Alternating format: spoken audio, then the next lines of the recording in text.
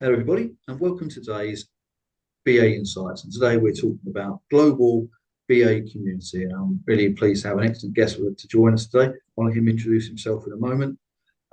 Just before we do get into the topic, I should always mention, please comment if you've got anything interesting to say or an opinion on what we're talking about. Joe and I are talking about today. It's always good to hear from you. And if you haven't liked and subscribed or even press that bell that I'm told is important to get alerts when these videos are dropped, please do that. And I'll look forward to seeing you on future videos. But let's get on with today's one. And let's start, Joe, if we can, by an introduction to your good self, please. Hello, my name's Joe. I'm a business analyst. I think I'm going to keep it as straightforward and simple as that today, John. You invite me on your little show here. I'm pleased to be here. Perfect. Thank you, Joe. And business analyst is a perfectly good title, and that's all you need to share, in fairness, because what I'd like to have on this call is people of different levels, but if they've got something to say on top of the business analysis, that's good. You're in. And I know you definitely do on this topic. So thanks for joining. So maybe let's get the session started with a question in terms of what does we mean by the term global business analysis community or community of practice. So what does it mean to you, Joe? I've been thinking about this question. I'm going to give you one word, John. Friendship. Actually, that's what it's come down to me. I have been a part of the BA community for a number of years. I've been part of the sort of broader global community for a number of years as well. And I think the best thing that I've got to show for all of those years of being a part of it is friendships. So I'm grateful to have strong friendships. People I sort of meet with regularly will do one-on-ones outside of the bigger forums. I've got places to stay, possibly in many different countries, and the opportunity to go and meet people in person through just this network that we've now found ourselves in. I think largely driven by technology and the fact that so many barriers have come down.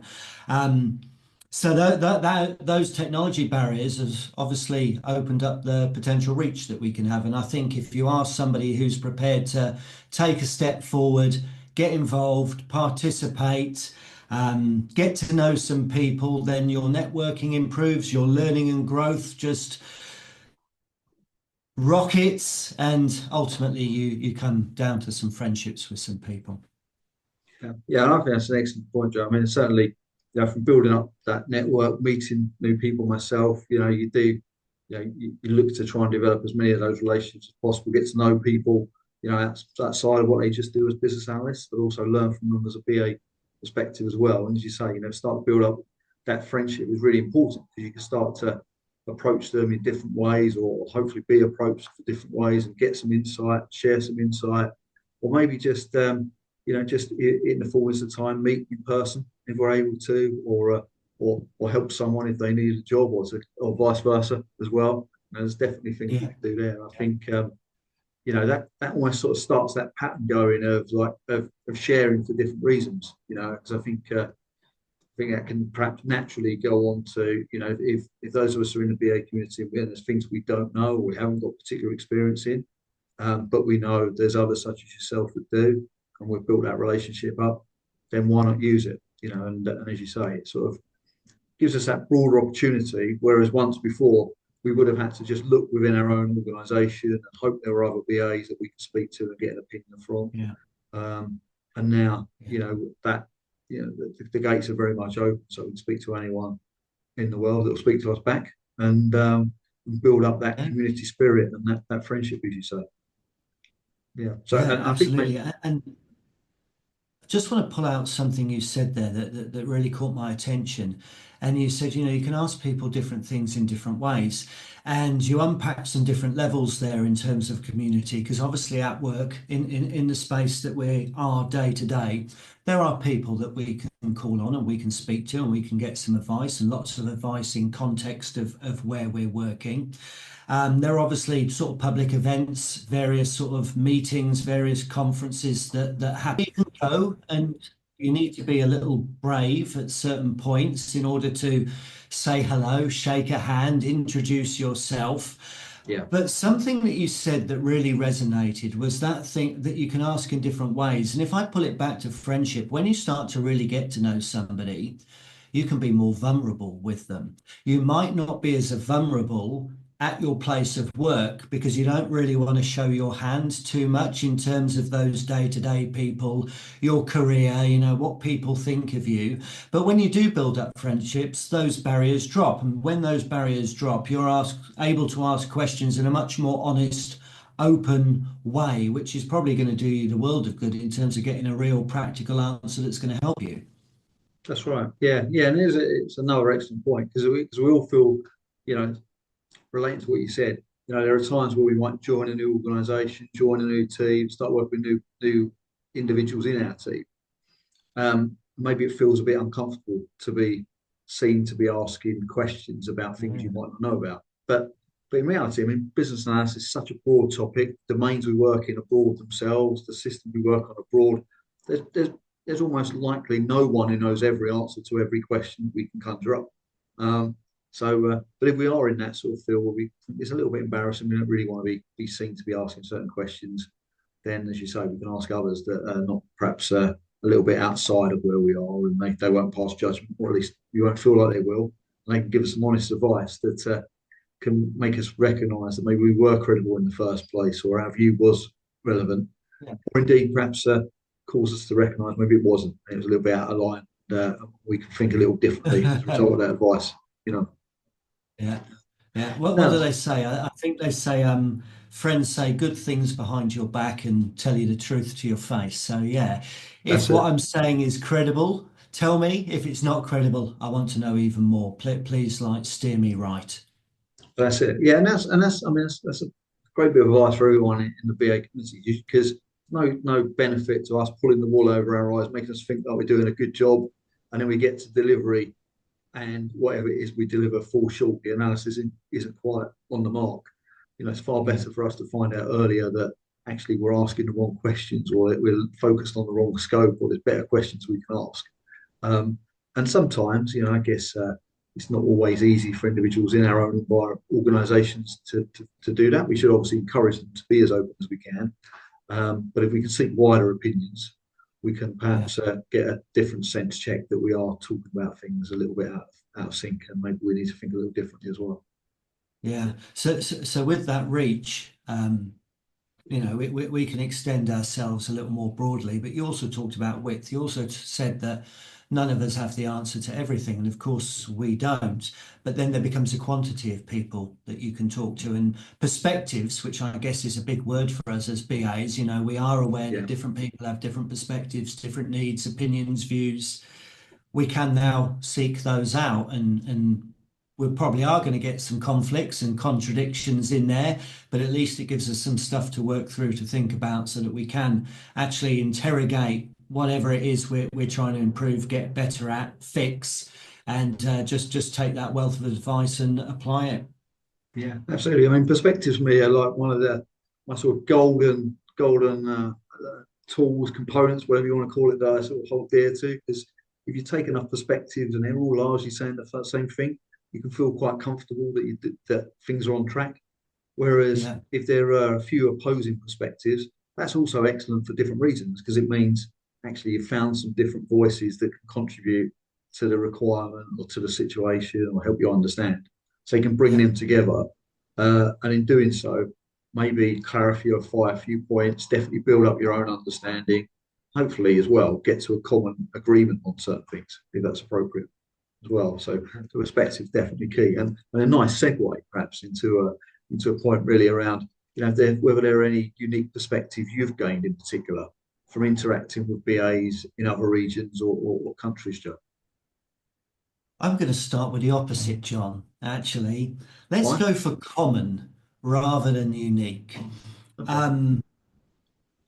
The BA community has been very kind to me. I'm very grateful. It's brought an enormous amount of opportunity for me, opportunity to be involved on different stages in different places. And I can say that I've spoken at conferences from New Zealand to the US, to Ukraine, to Bahrain, right? It's been across the globe. It's also given me the opportunity to create podcasts.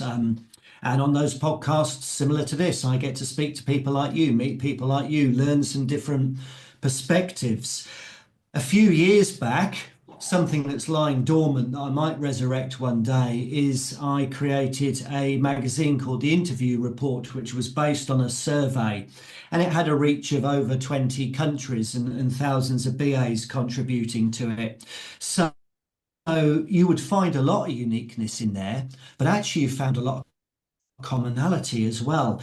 A lot of the same struggles that people are having. It could be around the role, the ambiguity of the role in terms of BAs and what other people think the role isn't, challenges about time, not being given enough time to do the work to the level that we need to be able to do the work, problems with scope, problems with stakeholders not being involved, sort of the world over. So I think that's really reassuring. Okay, Yeah, it tells us that it's not us, it's not unique to us. Other people are struggling with it too, but they're also struggling to solve it too. It's not an easy problem to maybe get through. So I think that's one thing. But to answer your question on unique challenges, there are definitely some cultural, geographical differences. I find that that's usually, I'm going to use the word technology to begin with, because I think there are different markets in different places. There are different customers. Different customers act differently in different markets, in different geographies. So that leads us to maybe look at things a bit differently, use a slightly different set of techniques, maybe implement different configurations of technology. So there's definitely uniqueness in the work that we do in a way, but I think as far as the discipline and the profession, there's probably a lot more commonality than there is difference. yeah, I would agree. And that I mean, that for me actually has been a real benefit of being involved in that global and wider BA community, because you say it is reassuring to know that the things you're doing, are aligned. Just give me a second. Yeah, the things you're doing are sensible, they are aligned, they are the right things. And actually, there's a lot of value in that. It gives you the confidence to carry on doing the right things, and for example, using the techniques that you think are appropriate. So there's a lot of value in that. And it is interesting that, as you speak to people all over the world, that the approaches they're using are not dissimilar at all in many ways. No. It's there's a sensible set of approaches, I guess, and possibly because they're, wherever you are in the world, if you're English speaking, as an example, I know we translate books all the time into different languages, but Yeah. there are books available to certain people that they would have got hold of, and people that are trusted in the global community. So probably everyone is reading, books by Debbie Paul and Laura Brandenburg and Fabrizio and others, to name but a few. So it's probably no secret, no surprise rather, that they're having a common structure to some degree. You've also, of course, got bodies like the IIBA, which have a common approach irrespective of what chapter that you're part of as well. So yeah, I think it's a very valid point to talk about the commonalities as well as the uniqueness. I think for me Yeah. though, I think the unique perspectives probably come from maybe slightly different techniques that people have applied, or probably more accurately, the fact that certain people will take a technique that exists and we might be familiar with, and they're not afraid to stretch it and turn it into something a little bit different, or put their own flavour to it, or maybe put more of a design flavour to make it a little bit more attractive or readable, as an example, or annotate. And I found that really useful because it certainly made me think a little bit differently about some of the techniques. And in particular, as I'm talking, I'm thinking about some of these interactions I've had with different people from more of the design background or the UX UI background globally. They're in that example I mentioned, have definitely given some real insights when you think, okay, irrespective of the technique I can use, it's all about actually how is that technique going to be appreciated by the people that are reading it, don't matter whether they're business, technology, or otherwise. Yeah. It is. I think historically, I'd say, and I'm going back maybe a couple of decades now, there used to be this sort of focus on template-driven analysis. So one of the Yeah, first questions that you'd ask when you worked into an organization is, where do I find the template? And you'd go pull the template and you'd sort of work through it like a form, filling it in from top to bottom. So it's a bit zombie-like, right? Probably not thinking too broadly. You're possibly sat behind your desk not moving a great deal. And over the years, that's changed. And there's a lot more collaboration. There's a lot more conversation. I think there's a lot more getting up and moving. And I'd suggest that we're more in a world now where there is technique driven analysis, as you say. And different people use different techniques in different situations. That they do it for different reasons, get different benefits from it. But one thing that I like is technique stacking, because techniques are to be used with other techniques. So I think the blending of them, the joining of them, finding an intersection between them, perhaps applying them in a place that they weren't originally intended for, is sort of where you find growth, actually, where you find that sort of development, not just following the way that the standards say, but knowing that those standards need to move, they need to shift, they need to grow, we need to get better. So the only way to do that is experiment in our work, I think. Yeah, no, absolutely right. It's an interesting point because actually that technique stacking, as you put it, um, yeah, something probably most of us do and don't even realise, to a degree. I mean, I'm sure there's plenty of examples, but I'm naturally thinking about when we map processes, or we might separately think about a timing diagram historically as two completely different things. But actually now I've started using, or say now, probably the last few years, been using a timing diagram to be able to reflect how the processes on my process flow, how they come together over time to actually result in a period of time, as it were. Nice. Probably haven't explained it very well, but it's just two examples of two techniques that historically you would keep quite separately. Yeah. You might even focus on at different points of your analysis, and realizing actually bring the two together a little bit. It can be part of that bigger story that you're telling to your stakeholders. Yeah. There was a book, I've forgotten the name and the author right now, but he talked about two different types of innovation. Um, One of them was called intersectional. The other one was more just about growth and improvement. So most of what we do, we try and improve, and it's like a step, and we just sort of improve it. Intersectional is about taking two different ideas from like two different spaces and meshing them together in some way. So a little bit like fusion food, I guess, where East meets West, and we try and create something a little bit different in between. And I must say, I look at different industries. I look at marketing a lot, and I see huge parallels between marketing and sort of business analysis and projects. And I think a lot of that sort of lean startup stuff, experimentation, with your customers, is very much a blend between those two sort of industries. I would love to take some more. I mean, just a really silly example here, John, but when we write a business case, we give them some very dull titles, don't we? We'll say business case for the invoice processing system. That's right. Why don't we rather say 7 surefire ways to improve your invoice processing system? Like, add a bit of pizzazz to it, a bit of marketing, get people excited to read it, structure the document in a sort of more salesy kind of way, selling the benefits of something, as opposed to that sort of technical lineage that we've been doing for a number of years. So I think let's experiment, let's bring different stuff together. And just to tie this back to, I guess, the topic of today, you can only do that if you're interacting and you're getting input from different people in different spaces, which you're not going to do at home on your own, because you're the only person in the room. You're the Yeah, cleverest that's right. person in the room. You need to sort of get into a bigger room with a few more people. Yeah, that's right. Yeah, couldn't put it better. So I won't. I'll stick. I'll stick rather than twist on that one.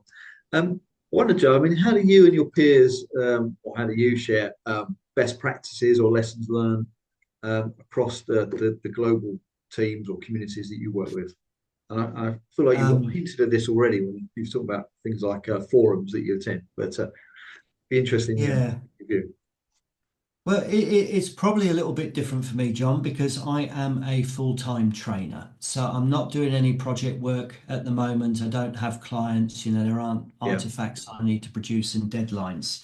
So in the past, I have led, managed BA teams We would have internal forums. We would do what we called a soapbox, where somebody would stand up in the open area, literally on a crate, and they would, speak about whatever topic it was that was interesting them at the time. And there were no rules really. I mean, it could be related closely. It could be quite a stretch to relate it, but it's really about getting different people to take a turn and speak. So that was a great way of doing it. Of course, that was quite small, and within it, well, I say small, there were tens of people, but it wasn't enterprise wide. And of course, there are forums and communities there, which I think are great for sharing. For me personally, with the training courses, and I do get to train from here in Cape Town, across the world in many different countries. And it's not just about me imparting knowledge to the people in the room, it's about them having the opportunity to impart their knowledge as well, because I'm a big believer that it goes both ways. So I'm finding those forums, I don't believe that was the intention of the forums, but it's just one of the benefits of the forums, that, you can cross-check and you can ask and you can say, I'm in this situation. And training rooms are often quite confidential, I guess, a bit like interviews. When you have that one-on-one, one of the benefits is you can build that relationship, that rapport. People can say stuff that's a little bit sensitive, maybe a little politically sensitive. So there is that opportunity to sort of ask and share, and people keep that within the room, which is fantastic. There's obviously conferences. I try and speak at as many conferences as I can throughout the year. I love going to conferences. I love speaking. I love speaking about what I'm going to speak about before and after. I love speaking to the other speakers about what they're speaking about as well, because I often find at these conferences, and as much as it's always given a theme, there's an informal theme that comes through from the speaker submissions that almost wasn't intended by the people who are putting on the conference. So there's obviously clearly some kind of global groupthink that's happening separately. So it's an opportunity to go, we're thinking about similar things, not quite the same, but how can we bring those? So those are wonderful platforms. I'll tell you where I'm seeing a shift. More private forums. WhatsApp groups. And I don't mean WhatsApp groups of somebody who's got you onto their group trying to sell you particular, products and services. Yeah. I'm going to come back to friends, actually, friends that I've met globally. Some of those names that you mentioned earlier, we're on WhatsApp groups, right? And we're having conversations behind the scenes. So it's not a LinkedIn group. It's not on our feed. And there's a lot of one-on-one stuff happening. And so I'm seeing a much more underlying support at the moment that is there, rather than the more public. I don't know. Do you experience the same? Is I WhatsApp would a actually. solid tool for you? Yeah, definitely. I mean, and the point you made about like the WhatsApp groups, I mean, that's certainly something that have been a bit more prevalent recently. I guess the more you sort of probably put yourself out there in the BA community, you increase the likelihood of being invited to one of these groups and your opinion being sought. So maybe that's why. Maybe the groups have always been there. But I've been really pleased to be part of at least one group recently. To talk about various things in relation to business analysis for the individual. And I think the one-to-ones is quite an interesting point as well, because I mean, I was talking to Helen Holder recently about something similar. And I think we were talking about, almost like having a informal coffee sessions, as it were, whereas you can't have them in person necessarily with people such as yourself or Helen's in a different part of the UK. But, having a little bit of time every now and then just to spend half an hour, just have a little catch up, see how each other's doing, share a little bit of insight about how things are going from a BA standpoint. And perhaps using it as an opportunity as well, just to float a question about something that's causing a bit of a challenge, or to see if there's similar experience in that organisation is particularly useful. And the more I talk about it, I think about another scenario where I was working with a client, but one individual in a particular client. We were luckily enough to be located. She comes to London once a week, so I was like, well, I'm just up the road. I can come to London and we can have a chat in person, and that was so nice just to be able to talk broadly about, BA and what was challenging and she was finding challenging, and likewise for myself. But it was a good way to sort of bridge the BA stuff to sort of learn a bit about each other a little bit more, and putting things into context. So I totally agree. I think those Yeah. private forums are building up Yeah. as well. Yeah. And the Brussels IIBA chapter have a Friday sort of lunchtime drop in, and it's Yeah, so informal, everyone just comes and they have a chat, and there's no agenda. The agenda is just made up on the spot, no sort of points voting, anything like that. And I think that informality is really nice. I mean, we obviously need the more formal side of things, but I think it's nice to have the contrast, a bit of both. So yeah, yeah, these informal chats catching up. Another thing I try and do, life is busy, John. It is like unbelievably busy. And that to-do list, as much as you think you're killing it, it never ends, right? It seems right, to yeah, magically fill up, doesn't it, somehow? And I think we're all under that, right? We're all under that time pressure. One of the things I try to do very consciously is once a month on a Friday afternoon, keep an hour free and Zoom with somebody. And it could be two or three of us, it might just be one other person, right? But just having that direct connection. And as much as those bigger forums are great, I think those smaller forums just invite a lot more conversation, less people treading on each other's, tongues as they speak. So I'm finding those incredible. And of course, those people I meet with, once upon a time I didn't know. I went to a conference, I sat next to them, we shook hands, we spoke, we then saw each other at the next conference the next year.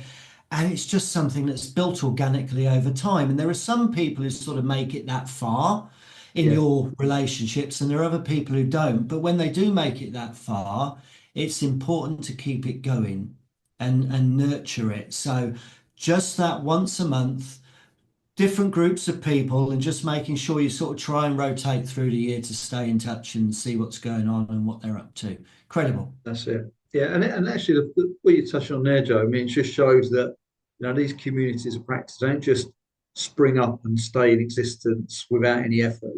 They need to be Yeah, nurtured, and it's that proactivity, the likes of yourself, sort of, they're applying to continue to nurture those communities of practice.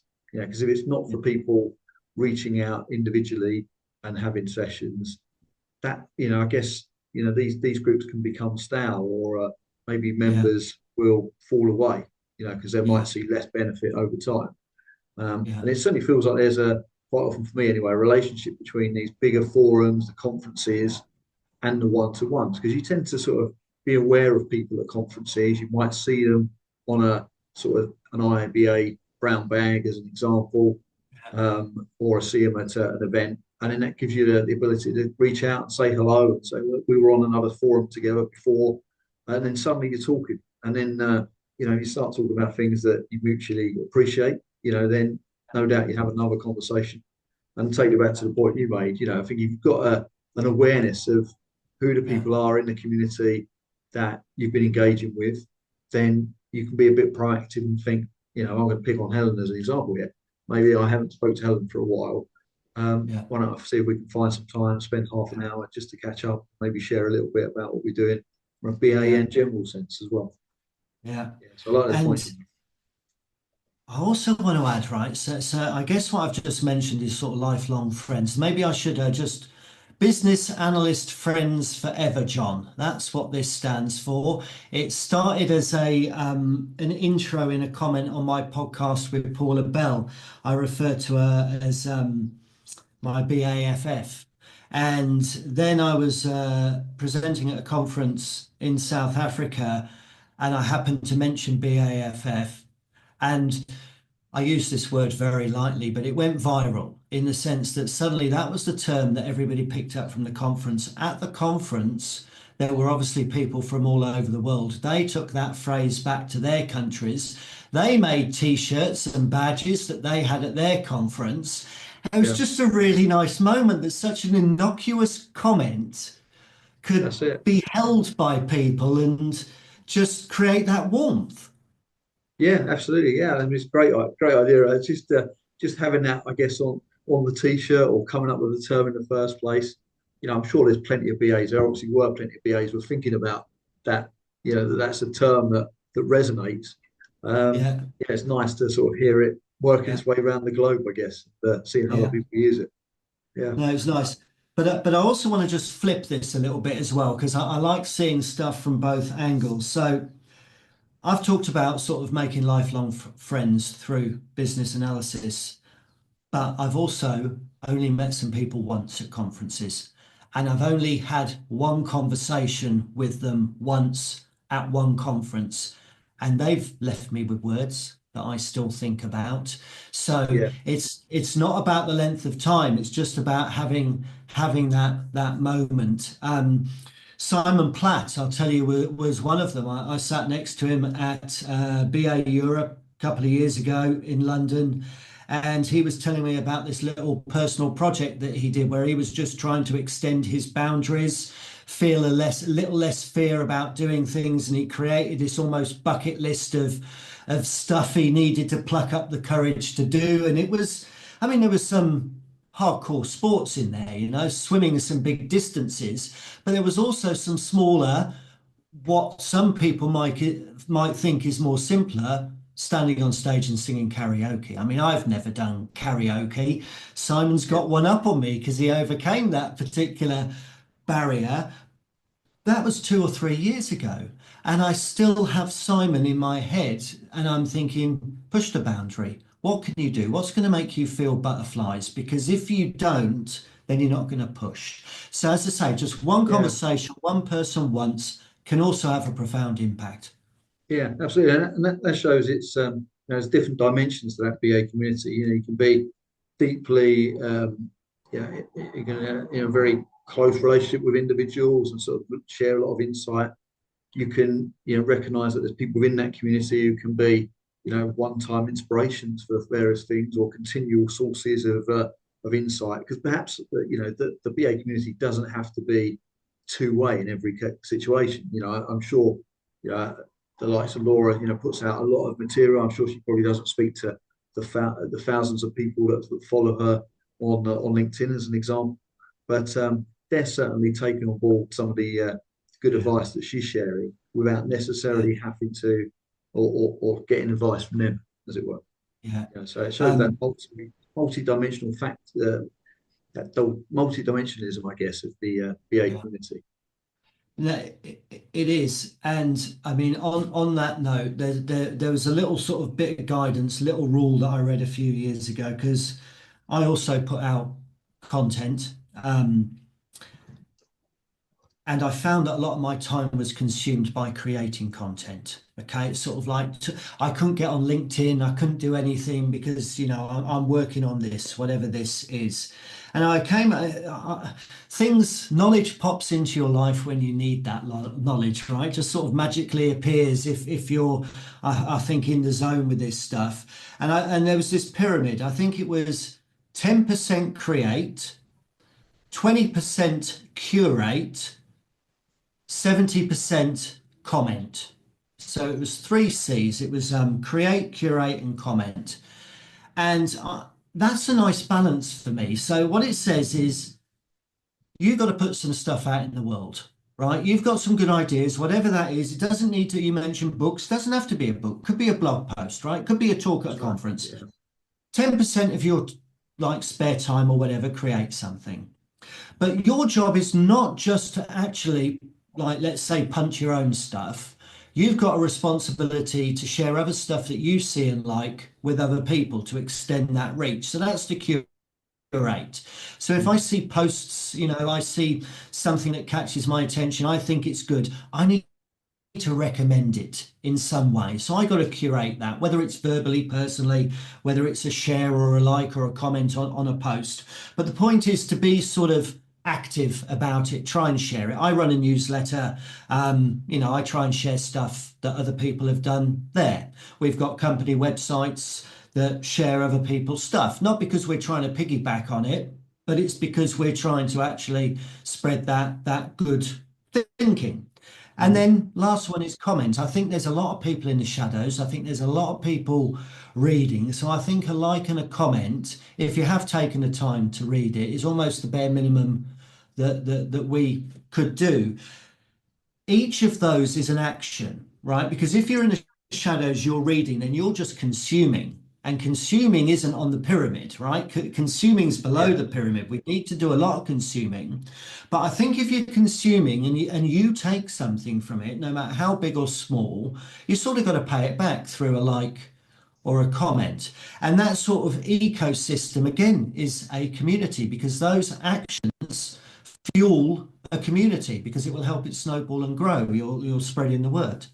that's right. Yeah, and I mean that's really, yeah, it's a point that's definitely dear to my heart. I mean, I think we were talking just before we started this podcast, really, in terms of, how useful it is when people comment on, articles that you share and post, or podcasts or videos that you share, because most of us don't get paid for these Uh, pieces of insight that we share, and we share it It's a for big various cost, reasons. actually, John, isn't it? It's a big cost. Well, it is, yeah, in terms of time. You're absolutely right. Yeah, Yeah. we certainly don't get paid for it, unfortunately. If there's anyone out there willing to pay Joe and I, come and see us. But most of the time we don't get paid.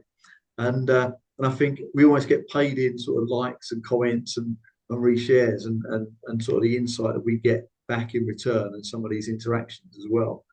So it's always nice to know what people are thinking, what they've got Yeah. from the advice they've seen, and actually by sharing it means that those people that maybe weren't there to witness that conversation or that podcast, they can share it so others can.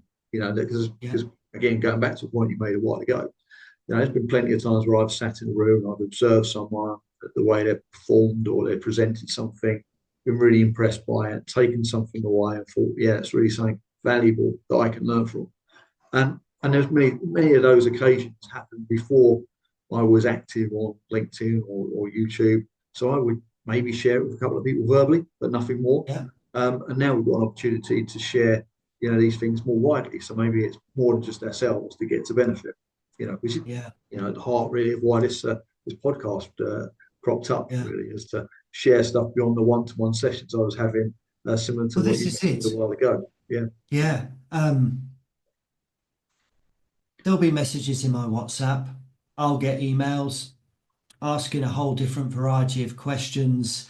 A lot of the time it's for a CV review or something. And if you've ever done a CV review, unfortunately, it takes a few hours. I'd love to be able That's to right. review everybody's CV who sends it through. But what that sort of made me realize was if a lot of people are asking about a particular topic, particular something, then perhaps your duty is to broadcast an answer in some way, which gets back to create. So it's wonderful to have those one-on-ones, and some of those people will get your one-on-one time because the relationships are longer, stronger. But when you start to see a mass, that perhaps that's when you need to create something so you can help on scale, right? So Yeah. and that's very much how I see all this stuff that I do, all this stuff that I try and get involved with.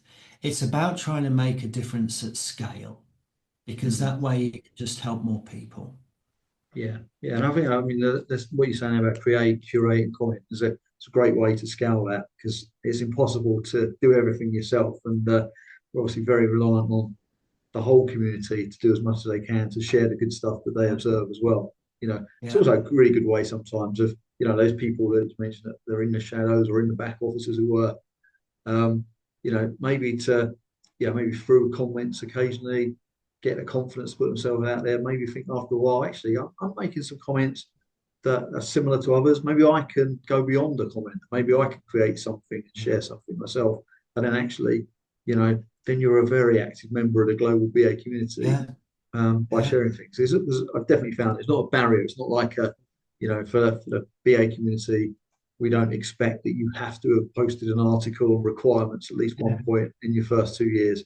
Very open. We all have perspectives on many things. yeah, And some of it, yeah, might just be very domain specific. There's plenty of yeah, people, I'm sure, in my domain, financial services, that yeah, have very specific insight that they could share or questions that they yeah. could ask or comments to make. There's something. You've There's got always something. something. That's right. Yeah, And it's maybe this is a call to action to people that maybe haven't sort of made yeah, that leap yet to just yeah, take a little bit of time to introspect and think, what have I got to say? What have I got a question? yeah, Be confident to ask it or to share it, yeah, even if it's with one or two people, because yeah. that's the sort of the backbone of the community anyway. It is. And you've got to start somewhere, right? Like it all starts somewhere. I remember, oh gosh, I don't even remember the year actually. Let me say around about 2008. Okay, I'd probably been in the BA space for about 10 years by then. But I guess the world was a bit different because social media was just starting and the world obviously felt a lot smaller. So I didn't see all of the big stages and all the pizzazz, right? It was just local community. But somebody wrote to me, IIBA chapter set up, and they did a monthly sort of talk live in some employers' auditorium. Joe, will you come and talk on something? Ooh, okay. All right. So then I had to figure out a topic, what I'm going to talk about. I poured so much time into that because obviously you're going to be on stage, you're putting yourself out there in public. You do, want to come across and do this thing perfectly and be all polished. Not that I was, far from it, but you got to take that step, right? And I had butterflies. I probably wanted to call in sick that day, I expect, and come up Yeah, with some excuse. But there's people there. You've put something down, right? People are expecting you. There's a room booked. They've ordered drinks and sandwiches and whatever it is. So you go and you speak, and that's where it started. And then, as I say at the beginning, I've just had the fortune to now have done this across the world, and it's just incredible to and have the friendships. But if I hadn't have said yes, if I hadn't just put that one sort of idea out there at the beginning, then looking back now and thinking as I'm talking to you, gosh, that would have shut off an incredibly exciting few years from my life. that's right. Yeah, and I think that's probably feels like a great place to end this podcast, Joe, because I think as far as advice is concerned, yeah, absolutely right. I think the BA community starts with people sharing something. Share something small. It doesn't have to spiral like it has with yourself, but it can. It can be a Yeah, platform for many things. Maybe it can be a platform outside the BA community as well. It doesn't always have to be a stay inside, but just get something started and see where it takes you.